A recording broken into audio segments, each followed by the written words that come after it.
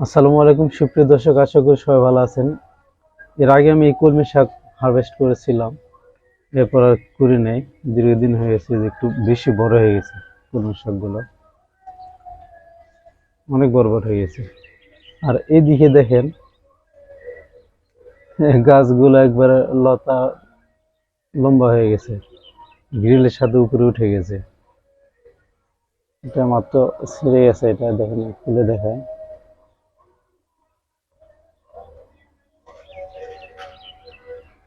মানে এবার কাটতে লেট হয়ে গেছে, যার কারণে গাছগুলো বিশাল বড় হয়ে গেছে। এই যে মাথা বড় হয়ে গেছে এগুলো।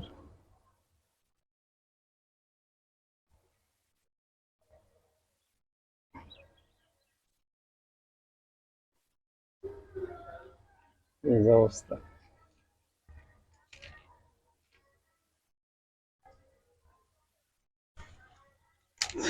এগুলোরও অনেকগুলো মাথা বড় হয়ে গেছে। এই যে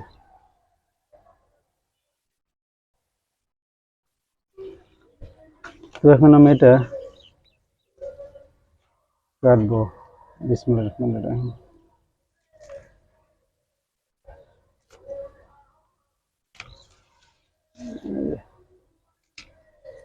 অনেক বড় হয়ে গেছে, অনেক সুন্দর হয়েছে।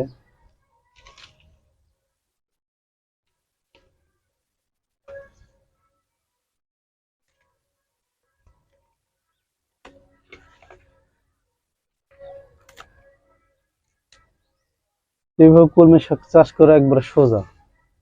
এখানে কোনো কষ্ট নাই, কোনো কিছুই নাই। সারও তেমন বেশি দিতে হয় না,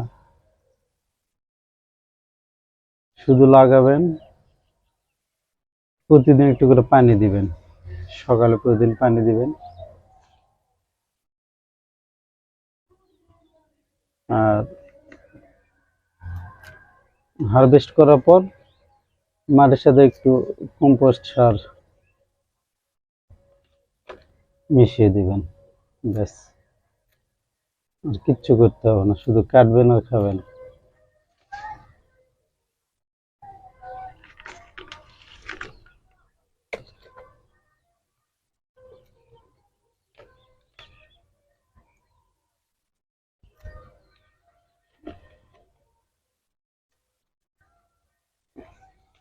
অনেক সুন্দর শাকগুলো দেখেন, একবার ফ্রেশ, তরতাজা।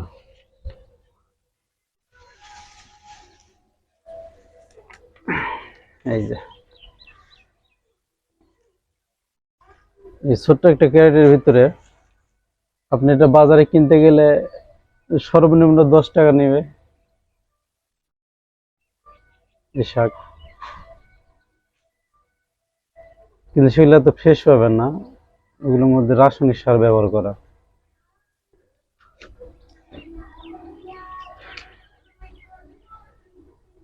তো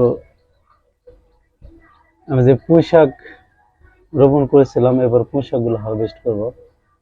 এটা পাশের বারান্দায়। চলুন এখন আমরা পাশের বারান্দায় যাই। দেখছি পুঁই শাকের গাছ, এই যে টব।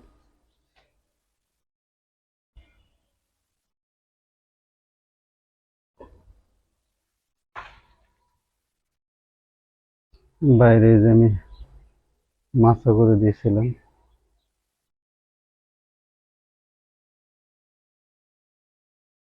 তো এখান থেকে আমি হারভেস্ট করব, আর হারভেস্ট করার পর এইখান থেকে আবার নতুন করে মাথা নেবে, আবার ছড়া যাবে। এই জন্য এখন হারভেস্ট করার প্রয়োজন।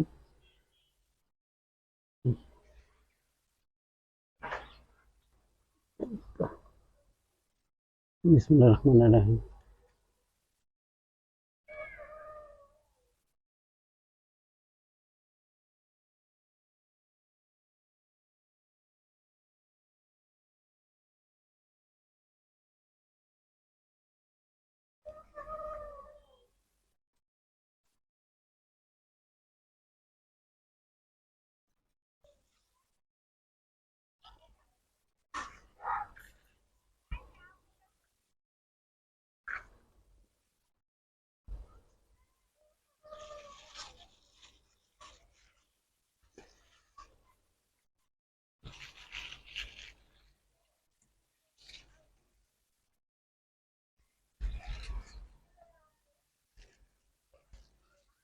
তো এই যে এই কয়টা,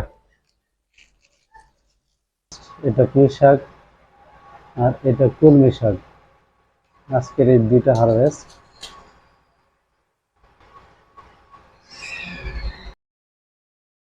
তো বন্ধুরা, আপনারা চাইলে এইভাবে টবে গাছ রোপণ করে বারান্দায় এরকম শাক হারভেস্ট করে খেতে পারবেন।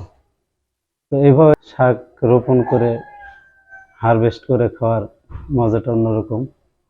এটা আসলে ভালো লাগে, একটু ভালো লাগা বিষয়। তো আপনারা চাইলে এরকম ভাবে রোপণ করতে পারেন। যখন মন চাবে টব থেকে এভাবে হারভেস্ট করে সাথে সাথে রান্না করে খেতে পারবেন। এখানে কোনো রাসায়নিক সার নেই, কোনো রোগ নাই, পোকামাকড় নাই, কিচ্ছু নাই।